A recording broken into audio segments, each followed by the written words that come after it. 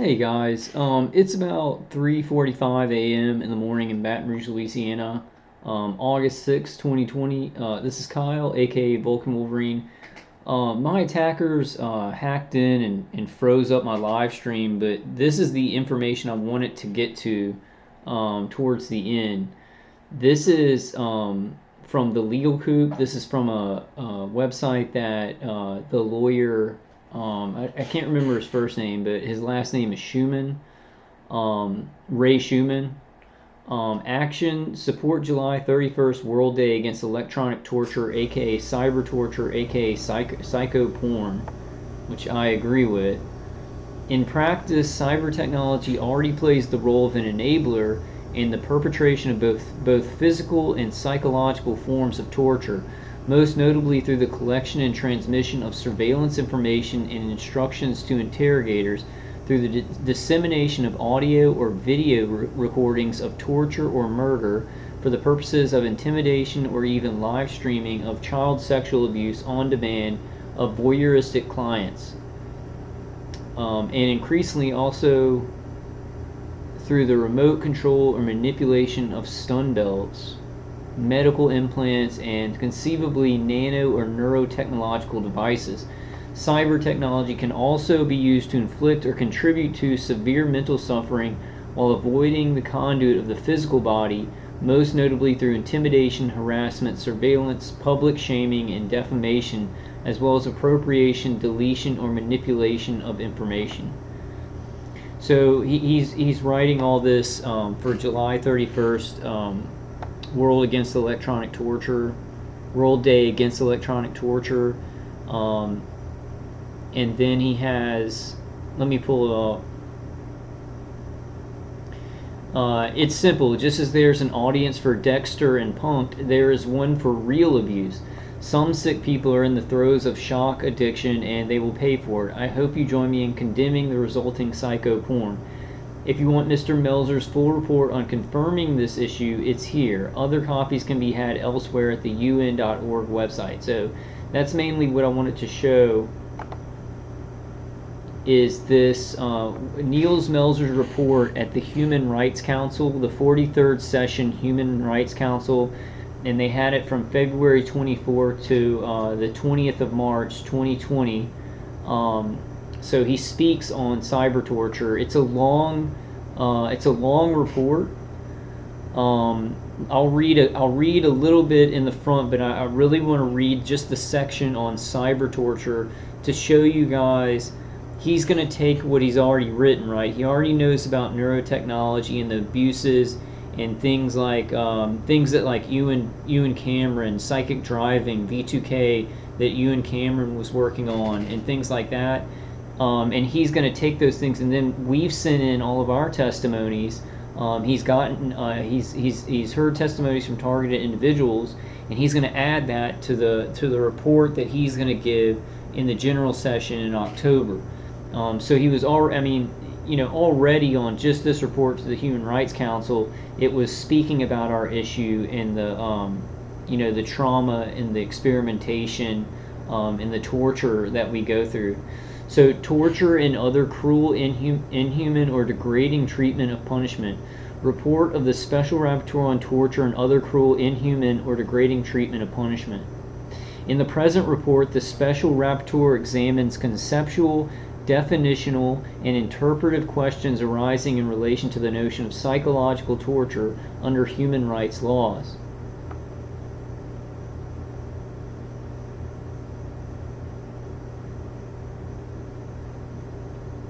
So he has a lot about psychological torture. The universal prohibition of torture is recognized to be of an absolute, non-derogable, and even preemptory character, and has been restated in numerous international instruments of human rights, humanitarian and criminal law, since its first proclamation in Article 5 of the Universal Declaration of Human Rights in 1948. The international community has established an impressive normative and institutional framework for its implementation. At the same time, however, numerous states have invested significant resources towards developing methods of torture which can achieve purposes of coercion, intimidation, punishment, humiliation, or discrimination without causing readily identifying physical harm or traces. Now, with cyber torture, in the context of what's happening to us, it causes severe physical harm, but it does not leave traces that science can see readily at this point in time, right? Damage to the brain and the white matter tracts, and just damage to brain tissue, damage to the nervous system, immense trauma that's creating damage, psychological damage to the brain, and that's not readily seen, right? But some targeted individuals are actually burned by the external hits. That is a actual physical trace that can be seen. And like we saw in the last video in the live stream, when those big DEW weapons created those fires, many people in the area were getting rashes because that heat was causing rashes on their skin from the DEW weapons. So let's go down. I'm going to put this in the description, but I basically want to get to the important part of where they talk about neuroweapons and neurotechnologies, psychic driving, and things like that. Concept of psychological torture, working definition.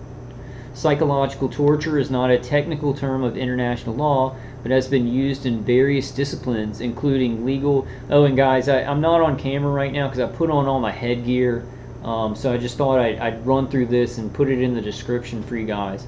I was going to do this in the live stream, but my attackers froze up StreamYard. They basically freeze up my computer where it's like it says that Microsoft has to shut down. So, I mean, on that live stream, there's an example of cyber torture, hacking into my computer, not letting me get information out, and that's a huge that's a huge form of censoring me, and also psychologically hurting me. Even though, I mean, something like that is nothing compared to actually hacking my brain, rewiring my brain, remote neural manipulating my brain, external hits to the body, the groin, the head. That's why I kind of laugh at stuff like that, because in my mind, we have bigger fish to fry, than somebody hacking into my computer. And I'm kind of like, well, if they do hack into my live stream, well, that's fine. They're just showing everyone what's happening. They're just showing themselves, right? So, I mean, to me, it's kind of I guess it's kind of a good thing. Bad thing because I wanted to show information, but it's like, oh, here's an example of them hacking into my computer. The Special Rapporteur acknowledges that all of these understandings have their own legitimacy, validity, and purpose in their respective fields.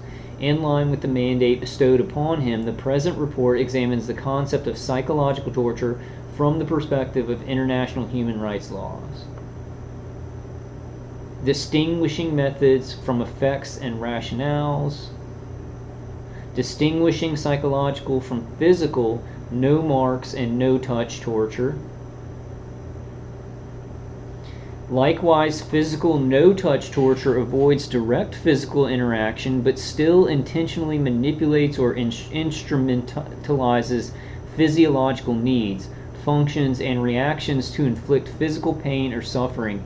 This typically includes pain inflicted through threat-imposed stress positions or powerful sensory or physiological irritation through extreme temperatures, loud noise, bright light, or bad smell, deprivation of sleep, food or drink, provocation of urination, defecation. See, look at that. Prevention or provocation of urination. So he's talking about, that's talking about remote neural manipulation, no touch torture, which would be, actually it is touch, because it's electromagnetic fields and pulses to the brain, where it can keep you from using the bathroom, or it can make you have to use the bathroom, or it can give you sleep deprivation. So they're talking about it right there. They're talking about no touch torture, how it can cause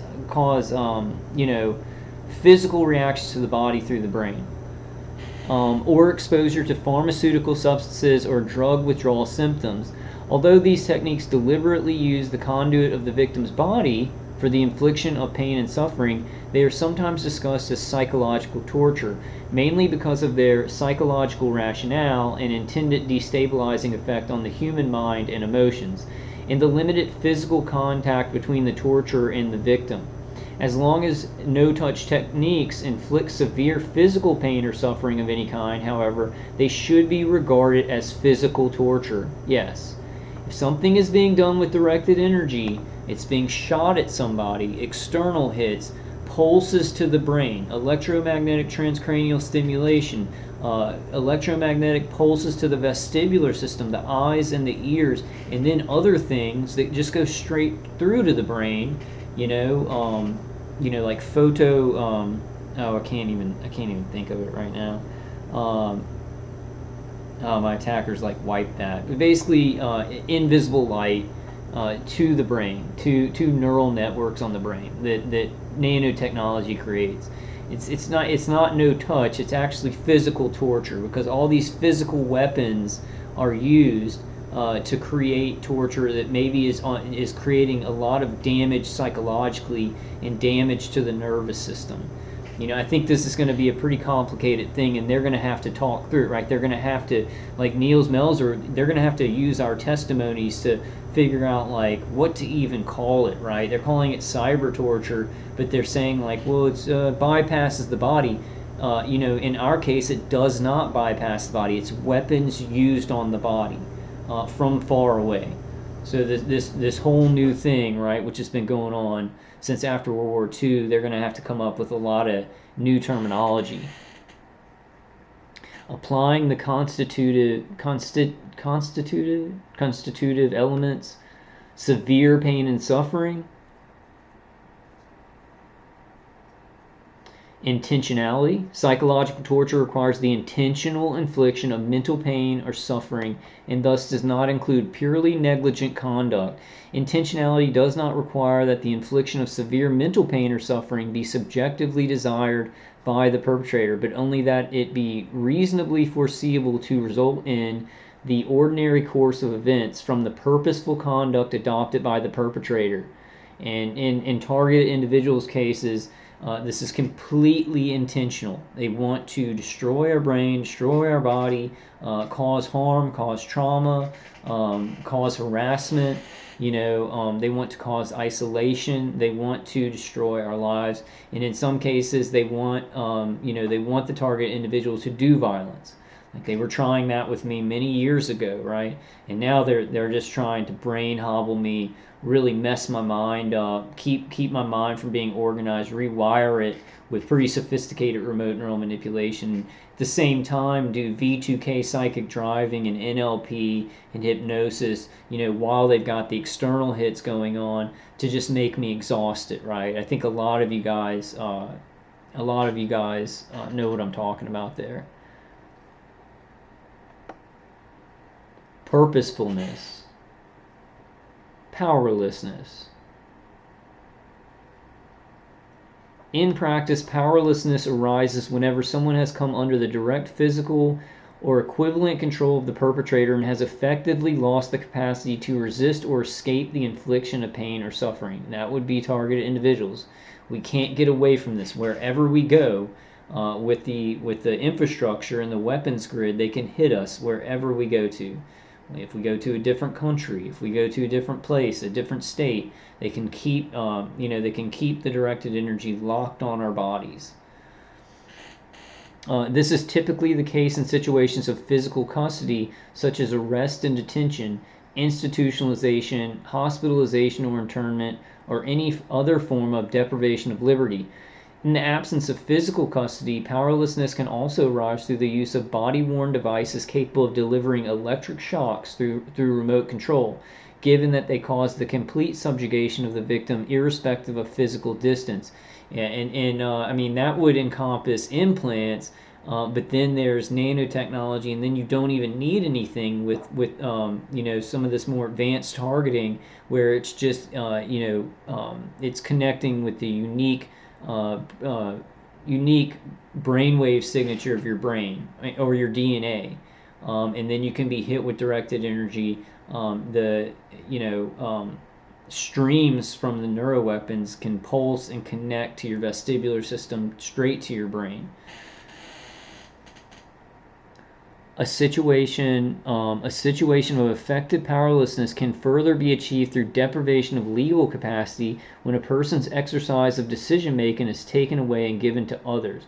Through serious and immediate threats, or through coercive control in contexts such as domestic violence, through incapacitating medication, and depending on the circumstances in collective social contexts of mobbing, cyberbullying, and state-sponsored persecution. State-sponsored persecution, which would be gang stalking, and also state-sponsored, directed energy weapon torture, neuroweapons torture. We have no legal recourse. Like, lawyers won't take our case, and if they do, I think some targeted individuals have gotten settlements, but then, they're gagged. They can't say anything about it. And then I think it's been really hard to get together class action suits. Some targeted individuals do have their cases in the Supreme Court, and I'm not sure what's going on with those. But what I'll guarantee is after the UN resolutions are written, we might actually have a chance on that. We might actually have a chance. Lawyers might kind of flock to us if things can come together right. If things can come together right, and I'm seeing things coming together pretty good. I'm like, is it gonna totally get us there? I don't know, but I'm already seeing some like really, really good aspects of this.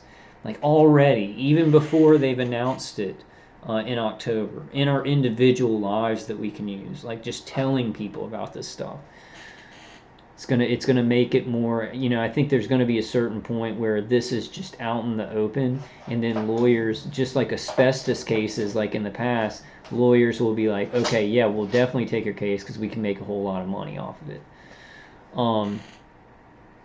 And state-sponsored persecution, depriving victims of any possibility to effectively resist or escape their abuse, and that is targeted individuals to a T, because it's just the gang stalkings everywhere we go, the directed energy weapons nailing our body and hooked in, the fields around our head, and then the stream of energy straight to the brain everywhere we go.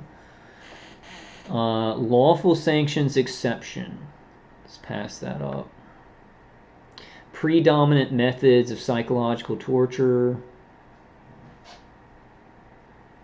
Given the virtually unlimited forms torture can take, the selected examples are of illustrative character only. Moreover, various methods of torture may have similar or overlapping effects or reinforce each other in various other ways. In practice, specific methods of torture are rarely applied in isolation, but almost always in combination with other methods, techniques, and circumstances, forming what has been aptly described as a torturing environment. Yes. Therefore, the following separate discussion of specific methods is primarily didactic and analytical purposes and should not be taken to suggest that any such rigid classification maps neatly onto the very practical manifestations of torture. Security, inducing fear, phobia, and anxiety. Self-determination, domination, subjugation. Dignity and identity, humiliation, breach of privacy, and sexual integrity. Dignity and identity, it goes with this kind of targeting and remote neural manipulation, brain conditioning. It goes so way over of conditioning. Conditioning. You lose yourself is basically the bottom line. It's like so bad, and so many weird things are being done to your brain. It's like you're being washed away. Like waves in an ocean, just washed away with all the trauma and the pain, and you're just like, who am I? We stick ourselves back together using our faith and really getting close to God, but it's a battle. It's a battle to keep your identity. Sometimes you feel like a sack of meat, just being traumatized, tortured, kicked by people. When it, like, metaphorically kicked by gang stalkers, people looking at you like you've done something, and you're experiencing, a war every day against, directed energy being fired on your body, and then also your brain just being churned up by constantly them experimenting with, hey, let's just keep putting thoughts in his head, let's keep putting feelings in there, and it's like it messes you up. you know. But I am Kyle. I am still Kyle. Constant audio-visual surveillance through cameras, microphones, one-way glass, caging, and other relevant means, including during social, legal, and medical visits, and during sleep, personal hygiene, including urination and defecation. Sexual harassment through insinuation, jokes, insults, allegations, threats, exposing genitalia. It must be stressed that the humiliating and degrading character of abuse does not necessarily relegate it to the realm of other cruel, inhuman, or degrading treatment, which is sometimes incorrectly regarded as a lesser wrong than torture. Systematic and prolonged violations of privacy, dignity, and sexual integrity are known to instill severe mental suffering, including emotions of profound vulnerability, humiliation, shame, and guilt, often exacerbated by anxiety of social exclusion, self-hatred, and suicidal tendencies. Like with other methods, therefore, is the intentionality and purposefulness of degrading treatment and the powerlessness of the victim, which are decisive for its qualification as either torture or other ill treatment. Environmental orientation, sensory manipulation. I'd say that's a huge one. While short-term sensory deprivation can already trigger extreme mental torment, prolonged deprivation generally produces apathy, followed by progressively severe disorientation, confusion, and ultimately delusional, hallucinatory, and psychotic symptoms.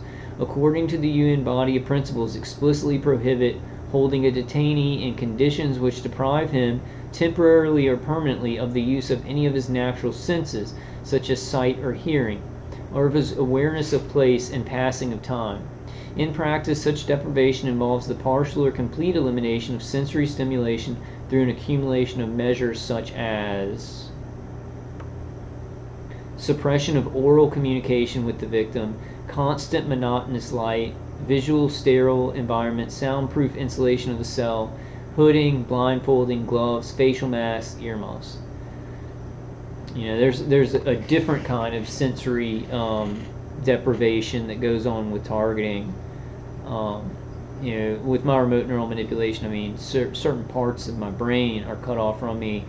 Time, they can do stuff to my temporal lobe where time goes really, really slow or really, really fast. So it's like actually, you know, using neuro weapons and neurotechnology to play with my senses, right? And you guys experience this too, making me smell smells that aren't there, hear sounds that aren't there, and things like that. Social and emotional wrapper, isolation, exclusion, and betrayal. Yeah, we all go through that, the isolation.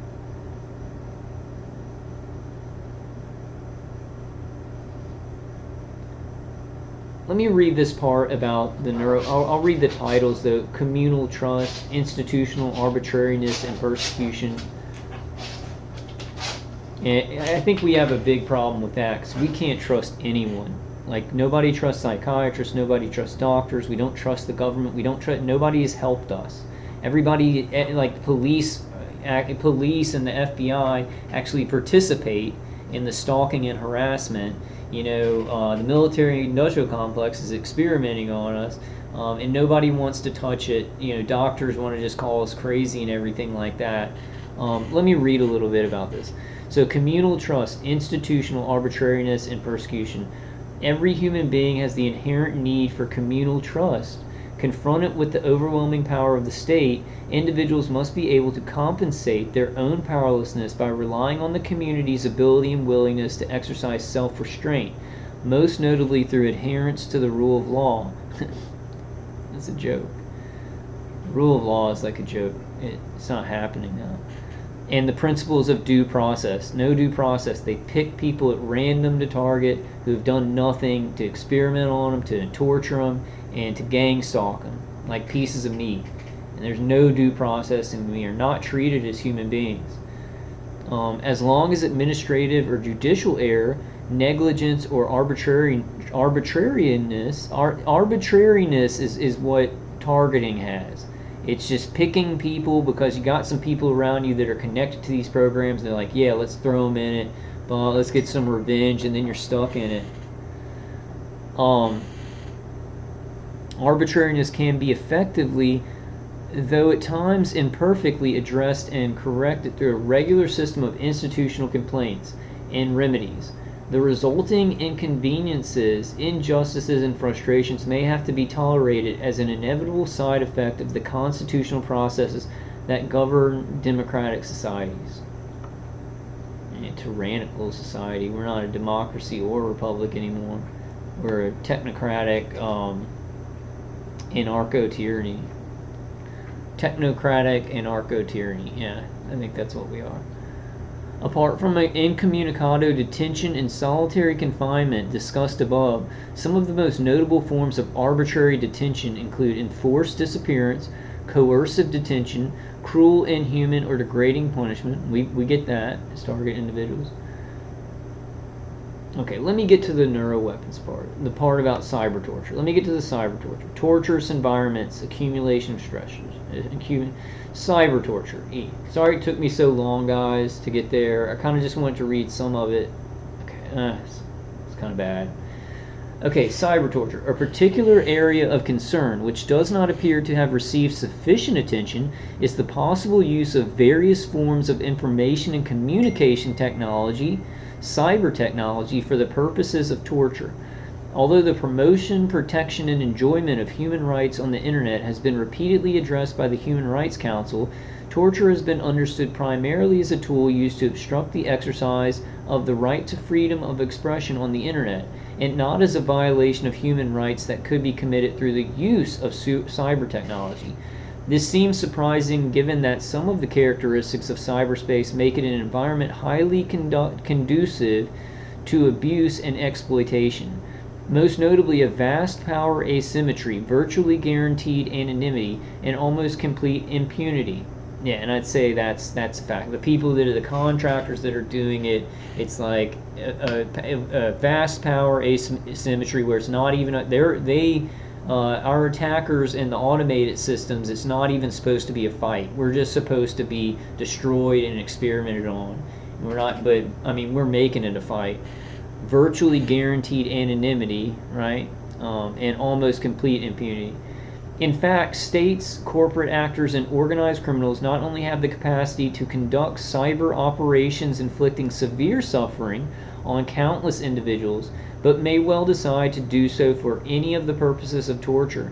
It is therefore necessary to briefly explore in a preliminary manner the possibility and basic contours of what could be described as cyber torture.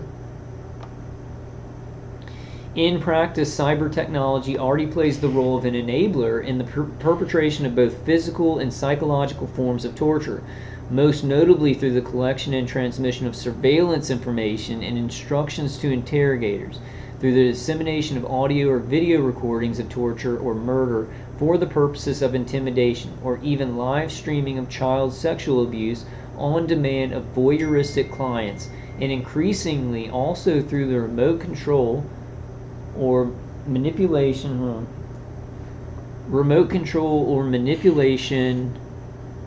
of stun belts, medical implants, and conceivably nano or neurotechnological devices.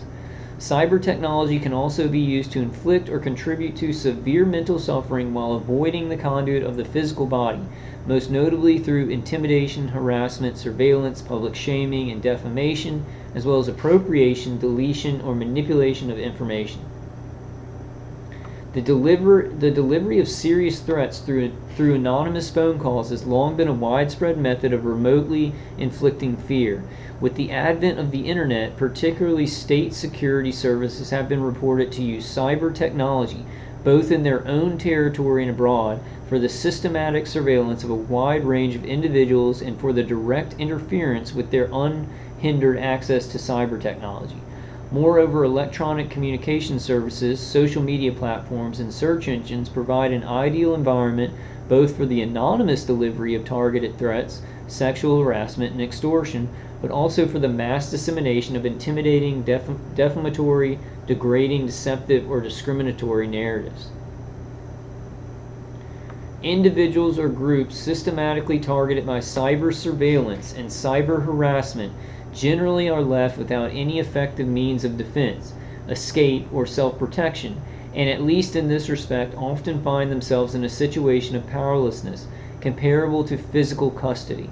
Depending on the circumstances, the physical absence and anonymity of the perpetrator can even exacerbate the victim's emotions of helplessness, loss of control, and vulnerability, not unlike the stress-augmenting effect of blindfolding or hooding during physical torture. Likewise, the generalized shame inflicted by public exposure, defamation, and degradation can be just as traumatic as direct humiliation by perpetrators in a closed environment. Yeah, I mean, it's like when you got remote surveillance going on and remote torture going on, and they watch you, they surveil you using the bathroom, they surveil you when you have to change, so they surveil you when you do everything. You know, it's been so long for me that I don't even think about it anymore, but for people who are like just started getting remotely surveilled and hit with directed energy weapons, like especially women, it's like some women that I've talked to, they don't even take showers. Like they won't take showers. Like it's so horribly psychologically traumatizing. At the beginning it was pretty well. At the beginning I was like kind of, you know, hey, looky here, but then it got weird after a couple of years, and you know, it did really affect me psychologically. I would just use it against them, you know, try and use it against the surveillance team. Let them see a little bit too much. But I think for women that's hard to do, you know, to just make a big joke about it. Okay, so loss of control and vulnerability, not unlike the stress augmenting effect of blindfolding or hooding during physical torture. Likewise, the generalized shame inflicted by public exposure, defamation, and degradation can be just as traumatic as direct humiliation by perpetrators in a closed environment. As various studies on cyberbullying have shown, already harassment in comparatively limited environments can expose targeted individuals to extremely elevated and prolonged levels of anxiety, stress, social isolation, and depression, and significantly increases the risk of suicide. Arguably, therefore, much more systematic government-sponsored threats, here's the important part, arguably, therefore, much more systematic government-sponsored threats and harassment delivered through cyber technologies not only entail a situation of effective powerlessness, but may well inflict levels of anxiety, stress, shame, and guilt amounting to severe mental suffering, as required for the finding of torture. See, guys, he's on to it here. He knows about it. He's winding up. Nils Melzer's winding up at the plate, right? He's doing a couple of practice. The pitcher's pitching it in, and he's doing a couple of bunts and hits, right? He's like putting it out there, but he's gathering more information, and then boom, he's going to be putting it out using our testimonies, using what he's, testimonies from targeted individuals.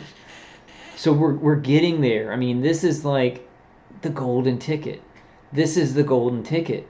The UN declares it. We put this. Take this document to anybody you need to talk to. But I think it'd be a better idea to wait till what he says in October. That's going to be solid. I mean, that's going to be solid. You put that in anybody's face, game over. Game over. They can't say anything. Like, this is a really good thing. I know everything's falling apart in the world. I know everything's dangerous, but I see a way that we can lessen our problems, that we can lessen this torture, that we can have a better chance, And this is what I see. This is the big one. This is the big game here, the big one, man. This is the big one. All right. More generally, in order to ensure the adequate implementation of the prohibition of torture and related legal obligations in present and future circumstances, its interpretation should evolve in line with new challenges and capabilities arising in relation to emerging technologies not only in cyberspace, but also in areas such as artificial intelligence, robotics, nano and neurotechnology, or pharmaceutical and biomedical sciences, including so-called human enhancement. I don't know if that's the end here. Conclusion and recommendations. Okay, there was something at the bottom of conclusions and recommendations. that I think I need to read here. Okay, here it is. Here's the last thing I'll read because we're at like 35 minutes. Um, we're in a torturous environment because I want to read this. You guys can read the whole thing. I think this is something we should all add to our evidence, right? We should all add to the evidence that we have. But torturous environments, I think, is important because we are constantly in an electromagnetic box. I mean, we are in an electronic concentration camp. So our whole environment with the gang stalking, the isolation, you got V2K being shot at your head, electromagnetic fields, external directed energy. When you go somewhere, you're being like if you go and talk to your family, you're being tortured. Let me give you guys an example. My dad almost died, right? And he was in a nursing home getting rehabilitated, and I had to stay with him and help him to the bathroom and everything like that. And while I was doing that, I had V2K running on me, saying how awful I was. I think they were saying, like, you're a piece of S and stuff like that. And when I was bringing my dad to the bathroom, like, they'd say, don't drop him, stupid, don't drop him, stupid, while this high-pitched ringing is going on in my ears, right? The entire time I'm trying to help my dad, which, I think the aneurysm came from targeting. I think his brain had that reaction to it. And they were still doing the V2K and the high-pitched sound. Um, I want to tell you guys this horrible thing that scarred me, and I'm um, trying to learn to look at my scars and say God got me through that. There's this awesome Joel Osteen sermon where he's like, learn to not be sad about your scars. Learn to look at them as I wasn't destroyed through that. To look at it a certain way, but when my dad had his aneurysm, he could not talk, but he was like his eyes were open and he looked helpless. And I ran over to him and I was like holding him in my arms. My attackers were shooting me with microwaves in the groin while that was going on. So these things that are happening to targeted individuals are so beyond satanic, so beyond psychotic. They must be stopped. We must use everything that we have to stop this. So we can move on to the bigger fish, which is our society being completely destroyed and a new world order coming in. Something must be done about these technologies and the awareness. Getting awareness out to the public, or we have no chance. And just saying something like that really isn't enough, guys. But pick your mission, get your mission, and hone in on it. Things that you think will be successful, will help people, will spread your light. It's time. God's calling on us. God's calling on us to not only awaken, right? We need to help people awaken, but people who are already awake about this, we need to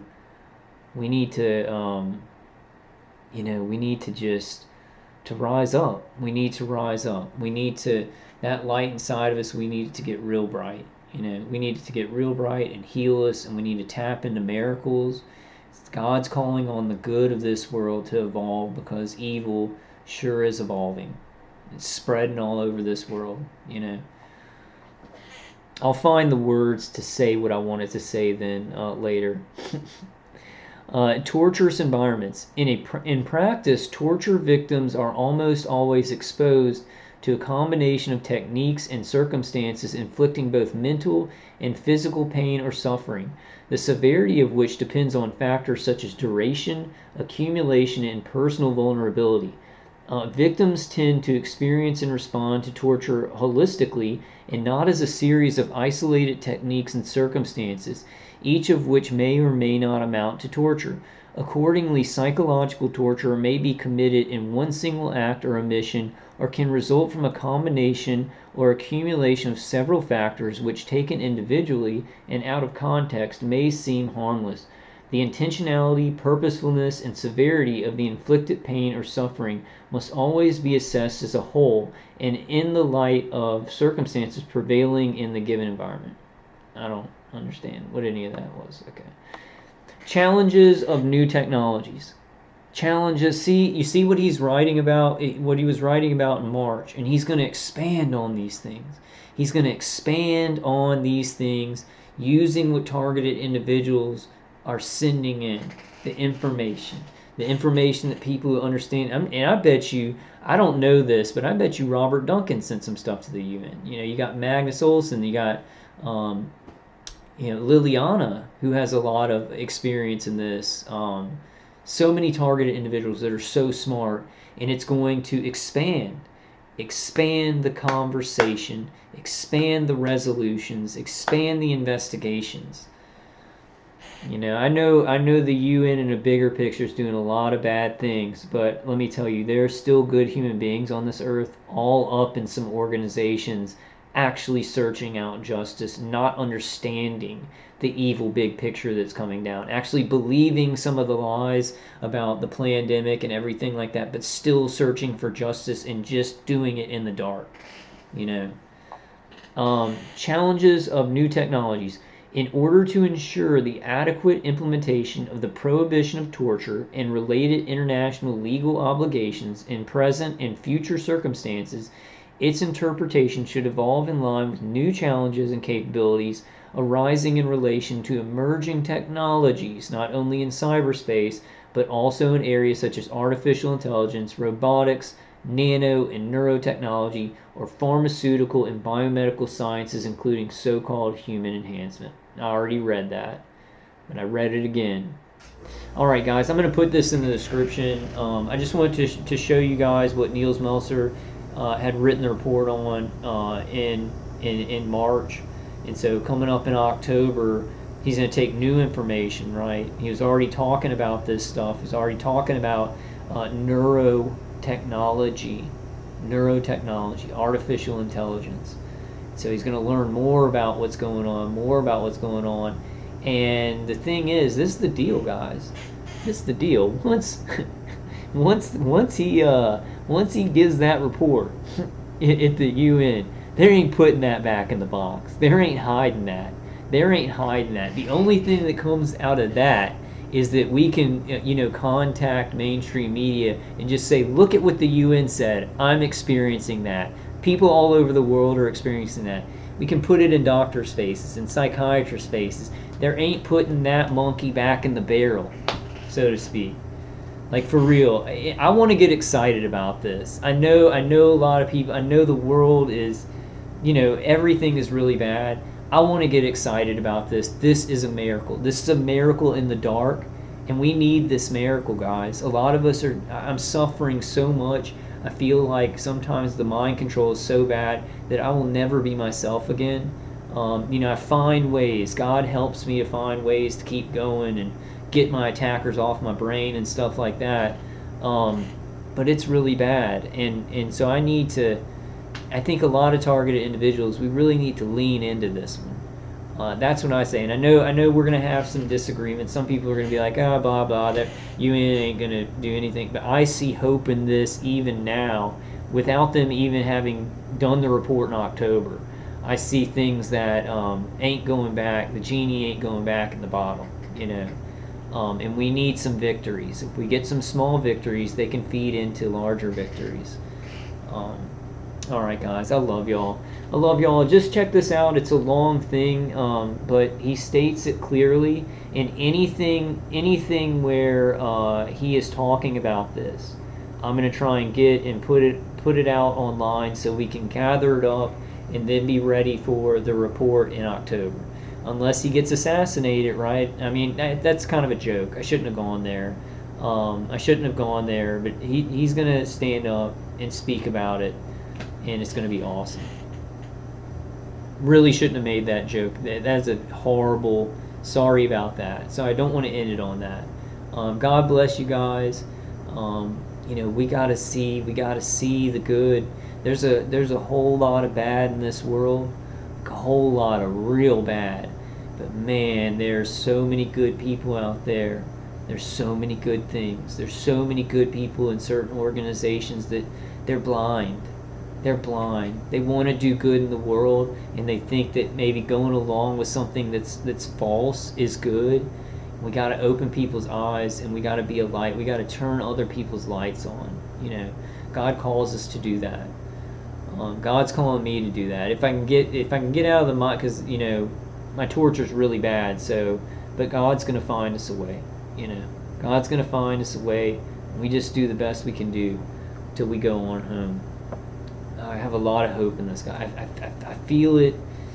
Whew, I feel it like deep that it just doesn't even matter. Like, I'm not saying that the program's gonna stop.